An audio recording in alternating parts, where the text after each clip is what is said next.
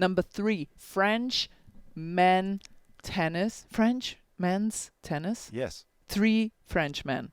3 and the third day of Christmas. I should have my made a true love fourth. Gave to me It was 3 French men. It's disappointing that there wasn't 4, because so then it would have made it easier for you. You could have just done the 4 Musketeers, but now it's like 3 is just, you can't do 3 French amigos. men, It's like, so that's too confusing with Spain. It would be really funny if my one true love gave me 3 French men for Christmas. The Big T. The Big T. Hello and welcome to The Big T, the best podcast in the world, with me, Andrea Petkovic, and my partner, Mark Petchy, the token I love your European. podcast voice.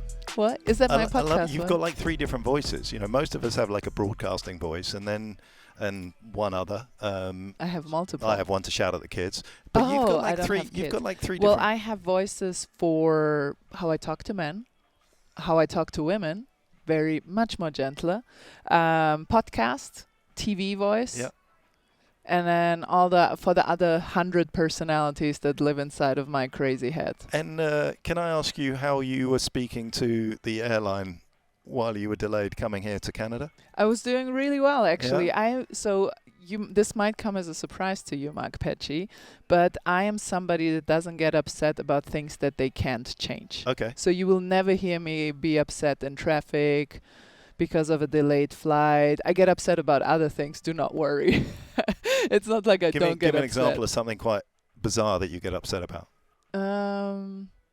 You know what? One thing at the airport that does upset me is the erratic way of people walking. Oh. Have you noticed I that? couldn't agree with you more. Yeah, so they walk Yeah. and they just stop. I've got in somewhere the to go. What are you doing? Get out of my lane.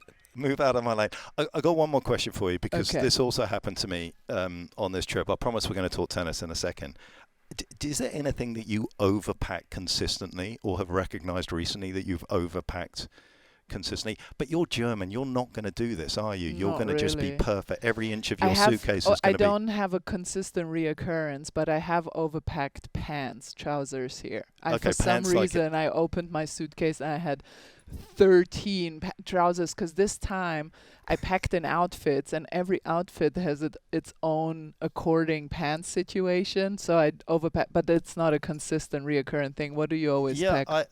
I've just realized this, and I don't know if I'm planning for the future here, but it has hit me pretty hard that I am overpacking consistently underwear, and it's almost like I've got my head in the future for the day that I'm incontinent, because I literally keep pulling them out. They're like those magicians that keep pulling out ribbons. I like that. It's I just kind of wonder what sort of gastro disease that I'm planning on having when I'm traveling. They had this lettuce parasite in America, so Maybe, but maybe I'm actually like quietly German, that I'm packing for something that I knew was coming. You're packing for the lettuce parasite that's been going around in the US. But speaking of lettuce parasites, yes, tennis. How are you going?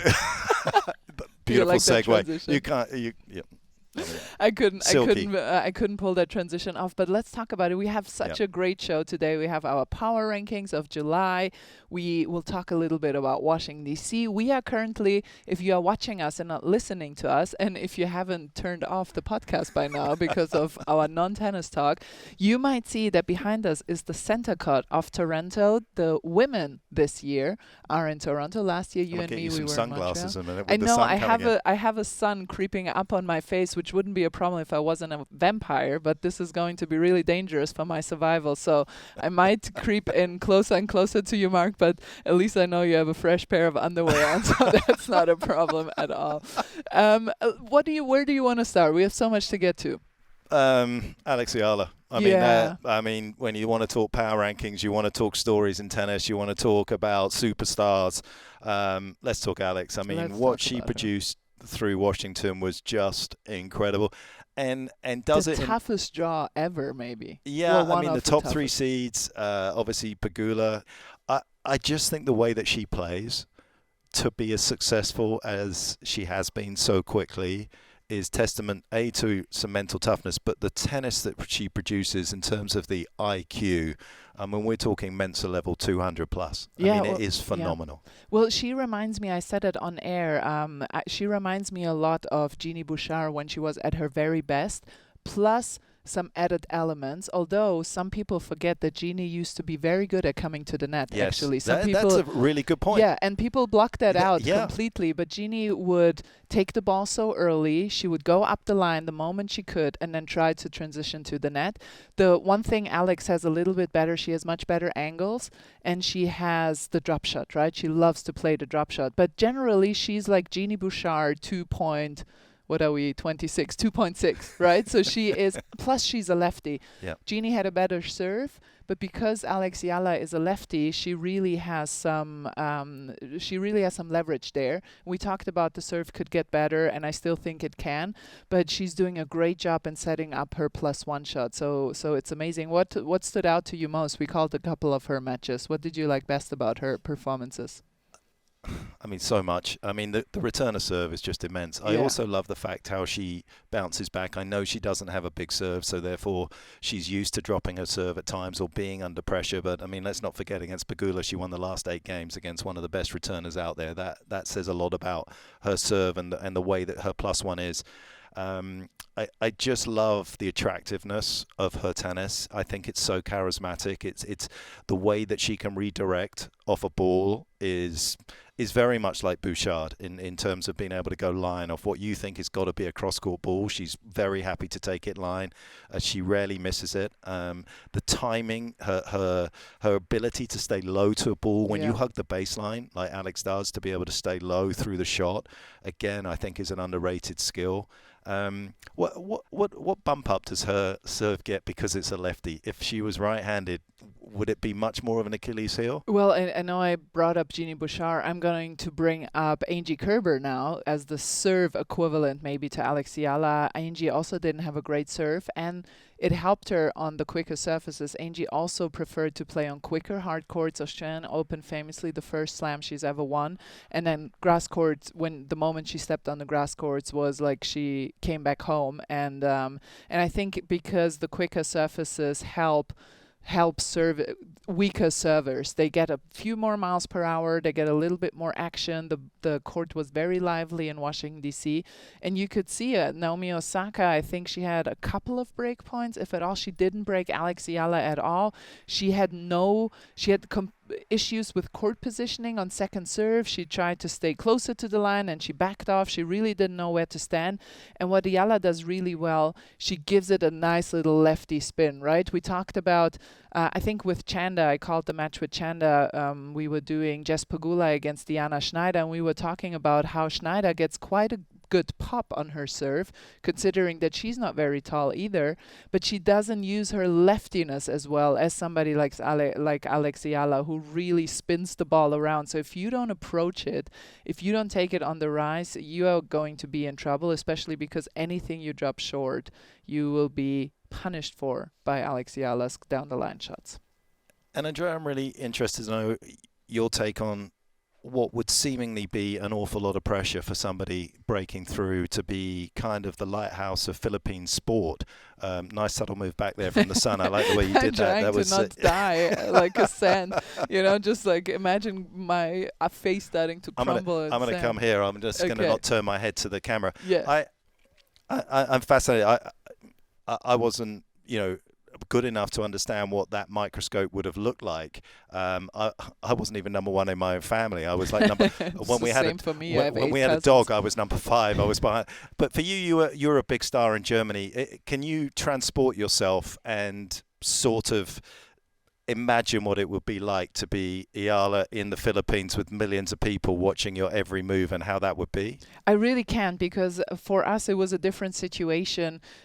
People in Germany remembered Boris Becker, Steffi Graf, Anke Huber, so we were just never really good enough. And then when Angie and I retired, they were like, oh, they were better than what we have now.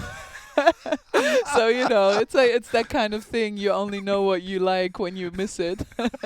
But especially this goes more for Angie than for myself. But so I really can't identify with it. But I really think that obviously you have to see how it develops over the time, and once she starts to play really well on major level. She already did well at Wimbledon, but once she gets to the semis and finals, how it's going to transform there.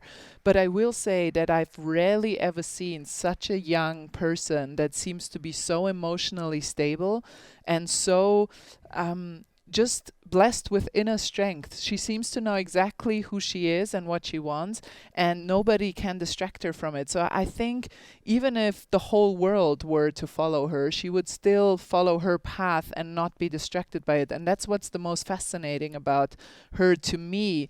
When she speaks, it's like a 80-year-old with tons of life experiences coming out of her mouth, but when you look at her, it's the face of a really young woman, and it's beautiful to see how wise she already is at that young age. I still have so much motivation to become a better player, become a better person. I'm 21, so it's not like, I'm the queen of the world or anything, but every error I hit on the court keeps me grounded. Every time I'm mad on the court keeps me grounded. When I wake up in the morning, I have bad hair. It keeps me grounded. So many things that keep you grounded. It's true. I mean, I feel like that, at this stage of your life, a lot of us are kind of workshopping our lives. We don't even really know what we want to do. And I actually said this in commentary the other day. We're so quick in this industry of sport to expect people to be great and successful and continue that sort of path and all of that actually need to take a beat and remember how incredibly unique it is that at 20-something years of age, you're able to do the things that somebody like Eala is under the magnifying glass already into the world's top 20. I said this about Enzo Ferrari the other day. He sold his first ever car at age 49. You think that he's been a success for his entire life. But he was basically workshopping his success for 20 years. And you have people like Eala that are coming through that are just doing a phenomenal job so early on that the maturity to not just beat one great player, but then another, and then to beat Pegula, who's won the title before. And Zhang Qinwen, an Olympic gold medalist in the first round. Leila Fernandez, US Open finalist in the second round. She really had an incredibly tough draw. Yeah, it's fascinating to watch her. And, I really think that the fact that she is so, I'm trying to look for another word, but emotionally stable is the right word, I think. She's emotionally stable, and I think she can handle anything. That's how it seems right now. And of course, there will be ups and downs, and she will have times where she plays better and not as great. But I feel like she has that inner strength to sort of withstand anything. And to be honest, it reminds me a little bit of Jannik Sinner in a different way. But these kind of personalities are really made for tennis. If you are very much up and down, tennis will wear you down, and it will exhaust you, and you will hit the wall at one point.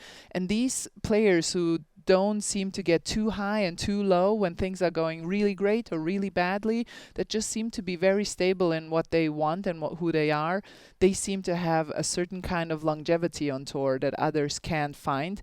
And she strikes me like that type. I'm hoping, obviously, there is a lot going on around her, but I'm hoping that people give her the time to still evolve and develop. But she seems to me like she has all it takes to have longevity on tour. Couple of Monday finals, which is rare, gave us an opportunity to Monday quarterback. Final thought on Alex. Does a week like this make it very conceivable that she can win a major? Because a lot of people have been worried whether the serve's capable of carrying her through 7 matches at a major. But when you have a tournament like this with the caliber of people that she beats, does it put that one to bed? I think so. I think she will win. I think she can win Wimbledon, to be honest. I think if I had to bank on something, I would say that I think she can win Wimbledon first, but on the quicker hard court, I think clay is going to be the toughest one for her, although she's practiced on clay all her life in Spain. But I would not put it past her to win at Wimbledon. I think that's going to be the first one for her. Yeah, incredible week for her, incredible story. Somebody else that's just as tough in moments of adversity, whether that's physically or just on the court, Taylor Fritz. How did you like him? He's made 3 finals already this season. Didn't win any, lost to fellow Americans on those occasions, but gets through against Rafael Hodar to pick up his first title. He's 11th overall, puts him at number 8 in the world. First man, I think, to win at Washington since THEBIGT back in 2024.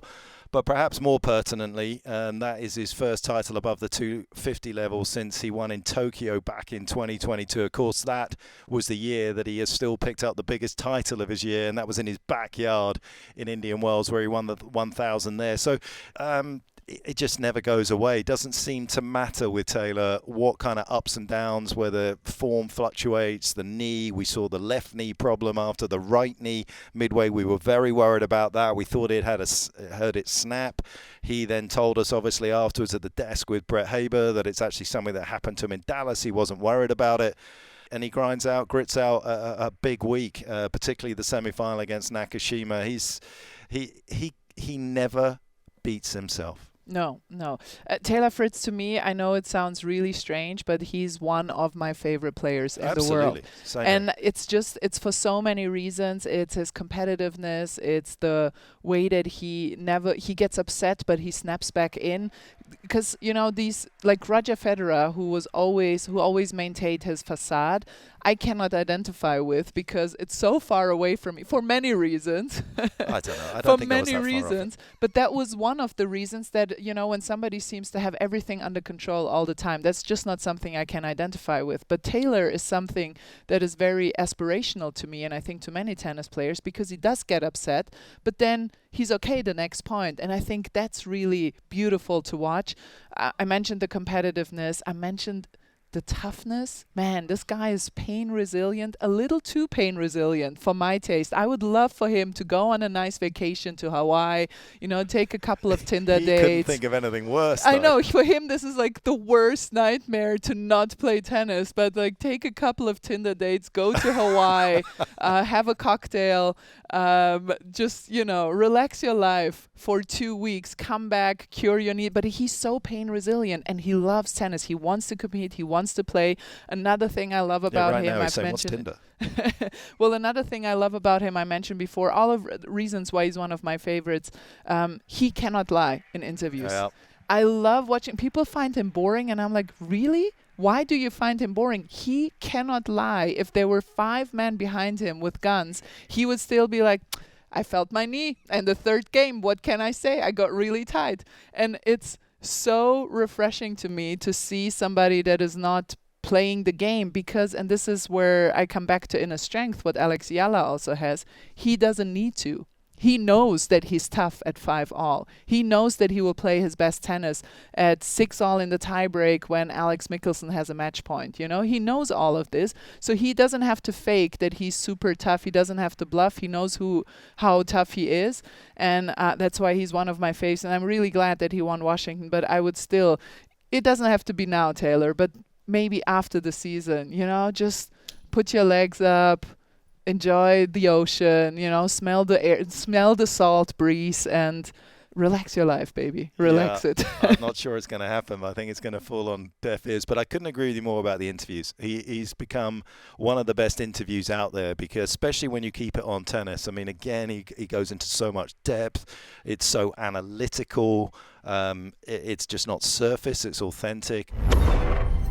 As the years have gone on, I've just placed my serve so much better than I used to. Mm-hmm. And I don't serve as big on my flat serves as I used to, but I used to walk up to the line when I was younger and just try to hit my flat serve as hard as I could. And I realized, just 130 to 135 is all you're ever going to need if you put it in a good spot.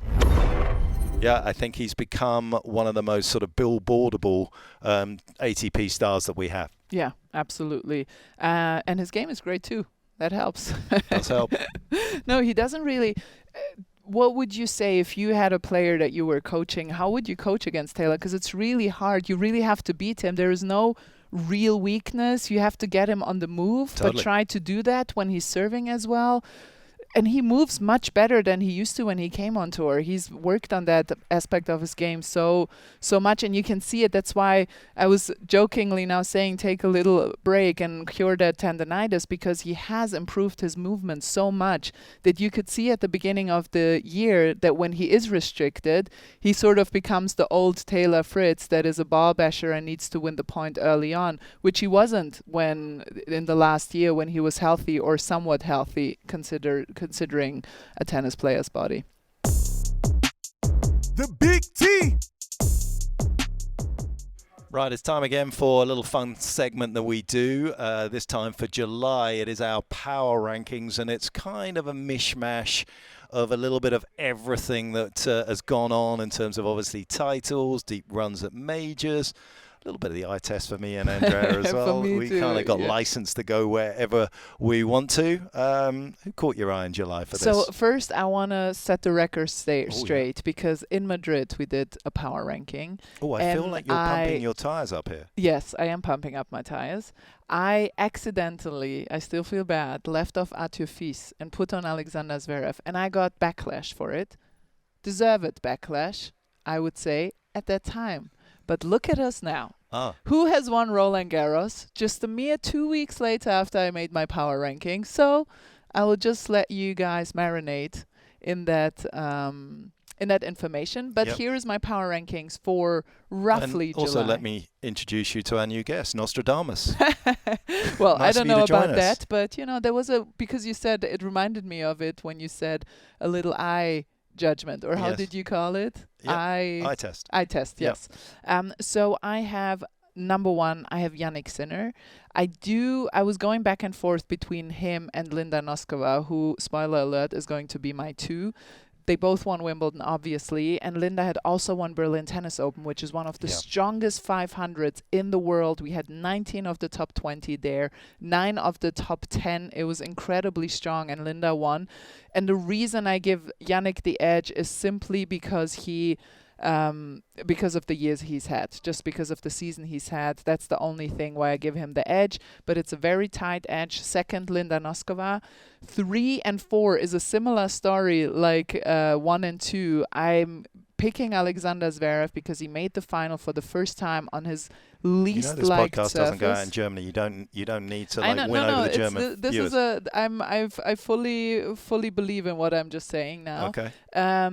For 4 for me is Karolina Muchova, who made the final, but she had also won Bad Homburg prior to that, so she was on an incredible winning streak herself. And the only reason I give Sasha the edge is because he really does not like playing on grass. I know that he doesn't like it, and he still made the final as a French Open champion. I think something clicked for him. That's why I give him the slight edge on number 3, Carolina number 4. And number 5 for me is Alex Eala because of everything we just talked about. She had already played super well in Wimbledon. We forget that now because she's just won her biggest title and her first title, and the first title a Filipina has ever won, which is amazing news for us as the tennis world in general to get to other parts of the world as well as a sport. But she already played incredibly well at Wimbledon. She beat Iga Swiatek in a fantastic 2-set match. And so Alex Eala is number 5 for me. How about you, Mark Petchy? Yeah, I mean, I can't really disagree with Jannik and Linda. Obviously, we're recording this today. We did find out that Jannik, unfortunately, has supposedly failed his motorcycle theory test for the 4th time. That was so funny. I'm not sure he's going to be massively happy with his tutor that he's come out and said that, but apparently that's true. So I don't know if that just shaves a few points off the power ranking. Are you putting Linda ahead of him because well, I don't know. I feel like he hasn't. We must say that he's not a danger on the road because he hasn't failed his practical at the moment. But yeah, apparently it's super complicated there in Monaco, and you've got to go through this. Anyway. Actually, if I'm actually how complicated can it really be? I don't know. Okay. I was just trying to soften the blow. I'm actually going to collectively go with a little sort of nucleus of players for my power ranking. I want to do a little shout out for the French players, male players that have gone on to win their first ever title. Quentin Elise, Luca Van Asch, and most recently in Los Cabos, Artegia. Yeah, you love Artegia. I do love. He's amazing. I do love Artegia. I was watching him, as I said, when we went off air the other night, sat there and watched him play, and I just enjoy. And that's rare. After calling 6 hours of matches with me on top of that, to then voluntarily sit down and watch 2 more hours of tennis, that means something. And you really, I know you were telling me off air how much you enjoyed his game. Yeah, I really did. I think he's got that kind of sort of typical kind of French physique look, and he's lively, he's lithe. There was a number of times that he had to battle through some pretty difficult moments, which I think underlines, the thing that you do need, which is mental toughness. But I think, obviously, French men's tennis has been good. It's been solid. It perhaps hasn't had the collective kind of results that they would love. There's been a lot of individual results, but I think from just looking at that period, I'm going to just shovel them into the power rankings. So you are going to do French men's tennis in 3? I am. Okay. I am. Good for you. Somebody has to keep the Frenchmen in their thoughts. I wanted to keep it fresh as well, because obviously these power rankings, we need to find new ways of trying to set them up. Lily Tagger, winner in Prague. Call. Nice.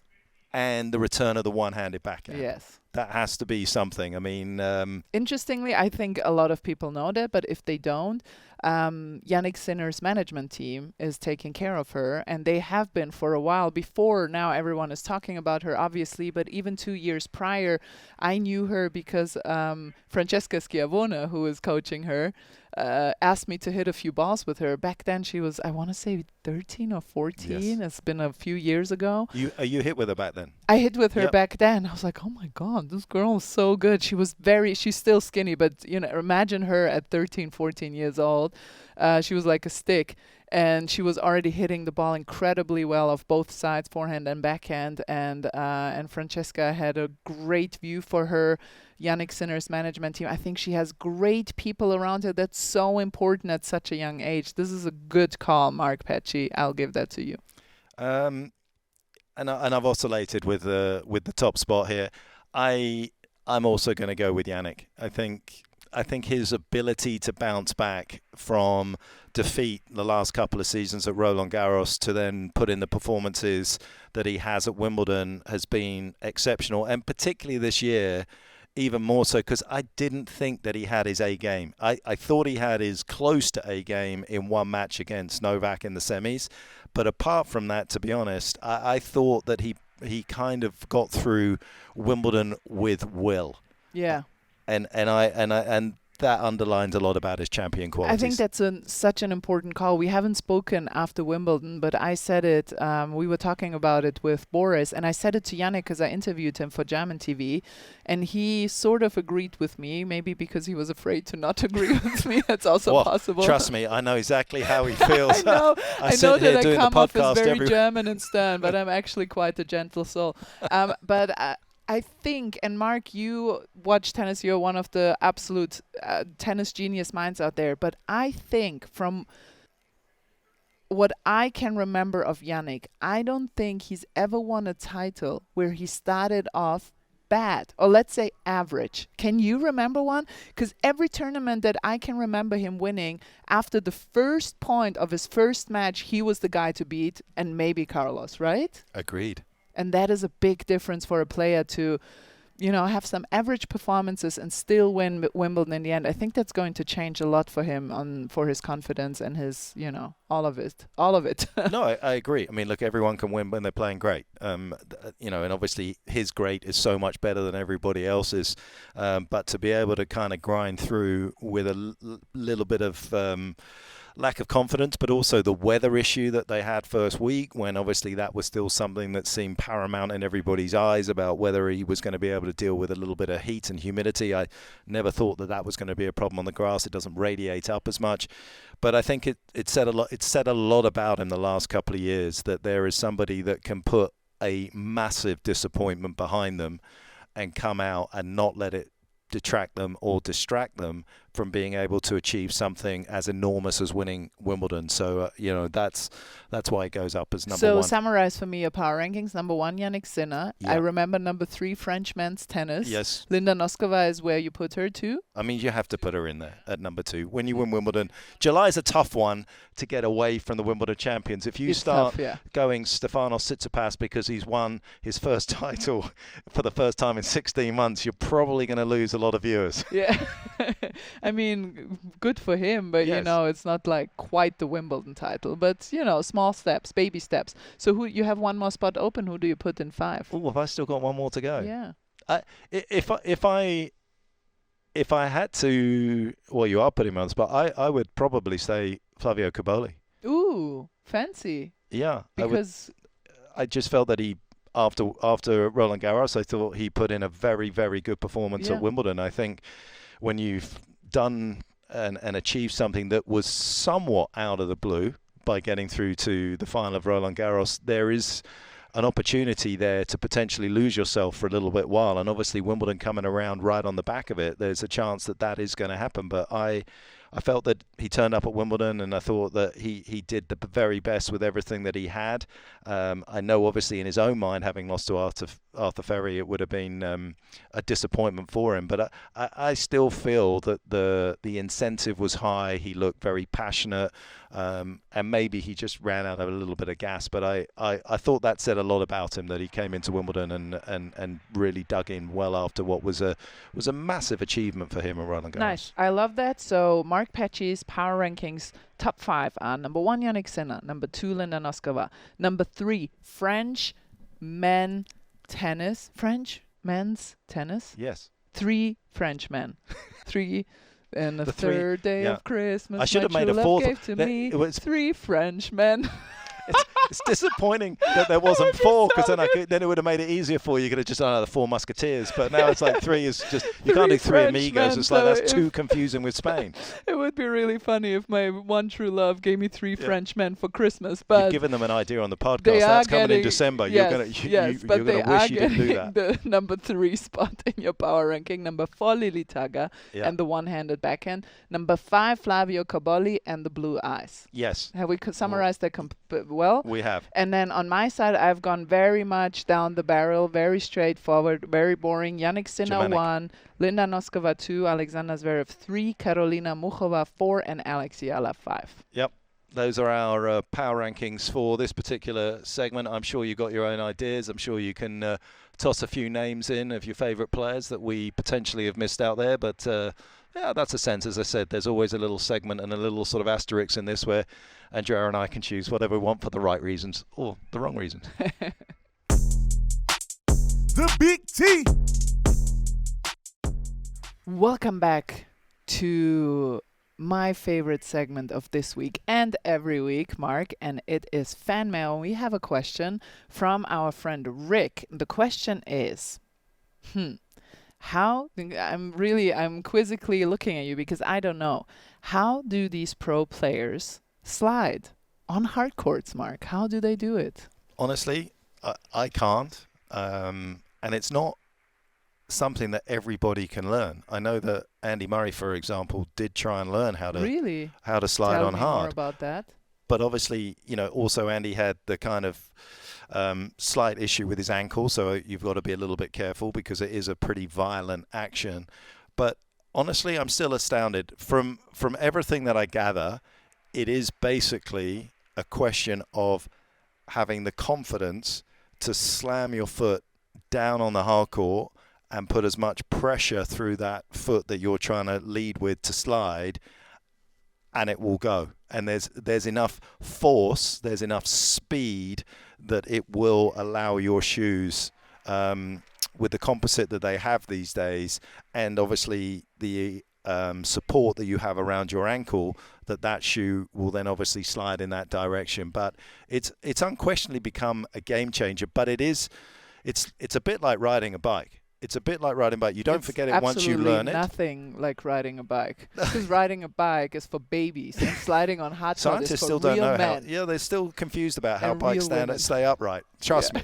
There's a physics here. And a bit like us feeling the same about sliding, because if you didn't ever do it, you kind of look at it and think, well, that's just not possible to be able, because it never felt like something I wanted to try. We could all slide on clay, and that felt very natural, and you put your foot down and there was give, and then the shoe just slipped over the top of it. Same on grass. I mean, a wet grass court, I grew up on that because we basically only had two surfaces when I grew up, clay and grass.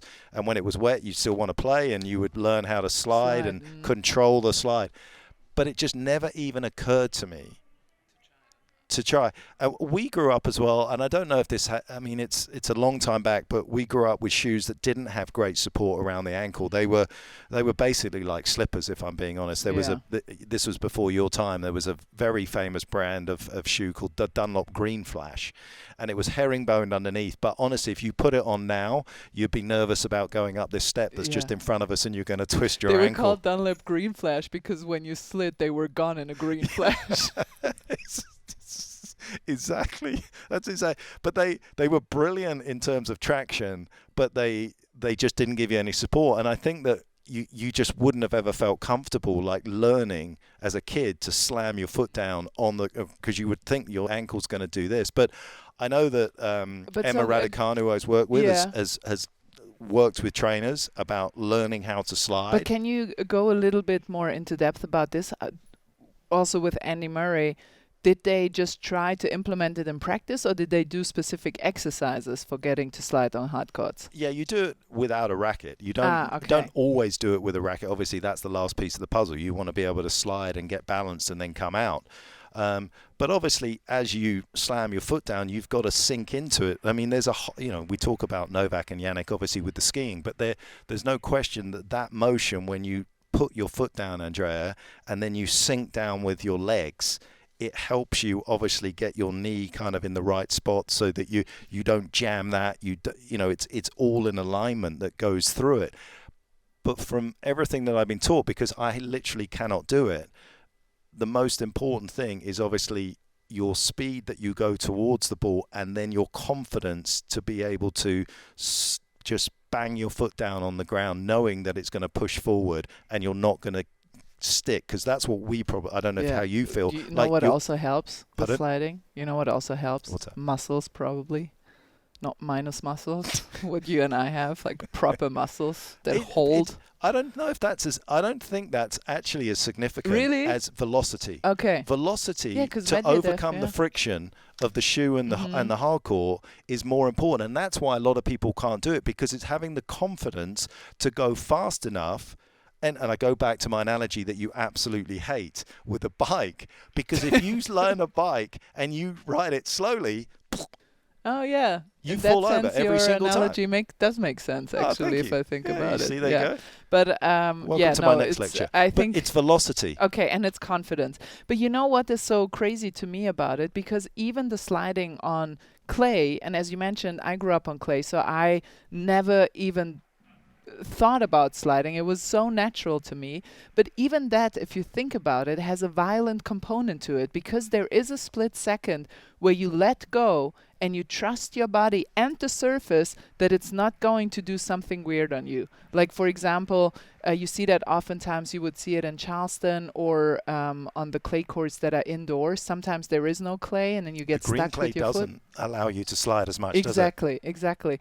And so you're still giving that trust into your body and the surface that nothing will happen, because things can still happen. But yeah, even crazy on hard court. So Rick, I hope we were able to answer your question. Rick, I'll tell you another thing. Just a quick little tip. Just one very important thing, Rick. Do not get these Dunlop Green Flash shoes. Boy, they sound horrible. But Rick, I will do a little cheat code here. Okay. I do think that if you want to, or anyone wants to learn it, the one thing that you should do to try and get a bit of confidence, you can buy tennis shoes without any grip. When I was growing up, there was a big debate about having smooth-soled shoes, particularly on the kind of gritty hard courts. Less friction, less wear and tear on the joints. There's a whole science paper out there on whether it would be better for these players and everything else. But if you are going to try and learn it, that would be it's a bit like, again, going back to my analogy with the bicycle. Yeah. You have the training wheels. Yeah. These are your training wheels for sliding on a hard court, is having a shoe that basically is smooth-soled with no grip. So you have as least friction as you can to start with to learn how to do it. But nice. That's a good tip. And Rick, if you don't get paid millions for a podcast like Mark Petchke, you can just use old shoes that have lost their profile. It's the same thing, and you don't have to buy an extra pair. But we wish you the best of luck. If you do get injured, we cannot take responsibility. Disclaimer. Yes, we cannot take responsibility, but we will hold your hand in hospital. The Big T. Somebody who was, I wouldn't say they were sliding on hardcourt, but they were the first ones to really move on hardcourt in a modern way, and they are still around, and that's Serena and Venus Williams. And Mark, we just got notice that they will play doubles together in Cincinnati. Unbelievable. I mean, it really is, isn't it? I mean, what an iconic duo. Great for the tournament, great for tennis. One of the teams that, of course, have done the golden career slam in doubles. Obviously, Serena's done it in both, but they've done it. Listen, it's going to be iconic. They're going to need to stick that on a very big court. I would imagine it's going to have to be stadium court because I think it's going to be impossible to put it anywhere else. And I'm fascinated to see this kind of return for Serena, where it goes. Obviously, we're all kind of guessing at the moment in terms of how many singles matches she's going to play, what sort of shape she feels that she's in to play. Hard courts is very different to coming back to trying to play on the grass, but really excited to. Venus has played some good doubles, as singles. I know she's been struggling, obviously another loss now, but in doubles, actually, when you've watched her, she's been playing well. There'll still be a force to be reckoned with. And you? I'm very excited, but I'm also have another question to you. Carlos Alcaraz, he has a new haircut. What is your opinion on his new hair? Yeah, I think, Andre, when it comes to hair, I may not be the expert, the person that necessarily. Yeah, the guy sitting next to you, me, has had 4 hair transplants. I've moved hair around. I haven't styled it. Yeah, well, yeah, I see what you're saying. I feel like you are going to be better placed because not only do you have beautiful hair. Thank you very much. Very beautiful hair. You've also had a hairstyle that isn't dissimilar to Carlos's. Really? Oh, well, that was AI. Our producer Gary made an AI image of me. I was like, what? I would never.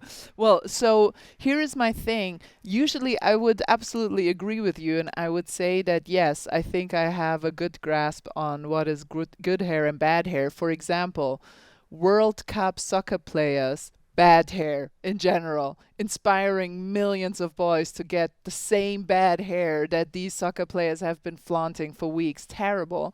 But I will say I have a little Haaland's hair? I mean, it's terrible. Haaland is amazing. I love him. Like, I would love my own son. I love that guy. But the hair is atrocious. You can't tell me that it's good hair. Anyways, let's not talk about it.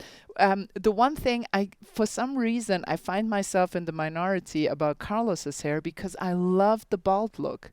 I thought he looked so menacing.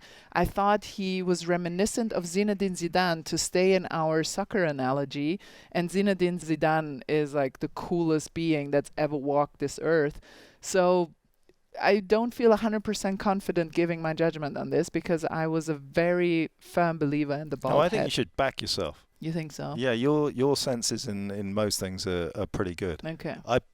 I also, to be fair to you, I didn't think it was as bad. Right? I was really surprised everybody really I think just because people are sad, maybe people like you who don't have the greatest hair disposition, let's put it that way, they felt sad that when somebody has such amazing hair like Carlos, so thick, so fast growing, that somebody like that would cut it all off. It seems like a waste. But generally speaking, just seeing the image, he looked very good like that. Yeah, and I think he can. I think there must be a little bit of jealousy out there because even this hairstyle looks pretty cool on him. I mean, everything looks good on him. Yeah, I mean, I couldn't have gone. I mean, I literally have nowhere to go. I got no game, no hair game at all. He's doing it, and I'm sitting there going, That would have been nice. I would have been nice to have tried. Even if I can't pull it off, it would have been nice to have tried. He's just pulling off stuff, and he seems so happy in his life. He'll be happier when he's back on the tour. We'll be happier. We'll be so happy when he's back on the tour. But he's an artist, and he's using his time to create different sort of images that we'll remember. And you know what made me very happy, Mark? Recording this podcast with you. If you had as much fun as we did, then catch us everywhere where you catch your podcast. You can watch us on YouTube. You can watch us on the Tennis Channel app. If you're not watching or listening to the Big T, what are you even doing with your life? You're not living it properly. So catch us wherever you get your podcast, the Big T, Mark Petchy, and me, Andrea Petkovic. See you next time. Yeah, just a quick one there. It is almost next time, but next time, being the operative kind of phrase, will be a special Big T podcast coming from us here and Jason Goodall and Jim Courier from Montreal. Ooh, I love They are going to that. be dropping in, and we're going to be able to have a nice little chat with them. That is going to be on a different day. That is going to be on Thursday with Jason and Jim, and I'm looking forward to that. The four of us will have a nice chat. We will. I'm a little worried about my space amongst three men, but I'm sure I will find my elbows and make space for me. You will find your elbows. I'll tell you the other thing you can find on the Big T is Brad Gilbert's coaching tips. Oh my God, yes. They've been awesome. Talking about serve, not just about trying to get more power, but where to play it and how to use it. It's absolute Brad Gilbert gold. The Big T.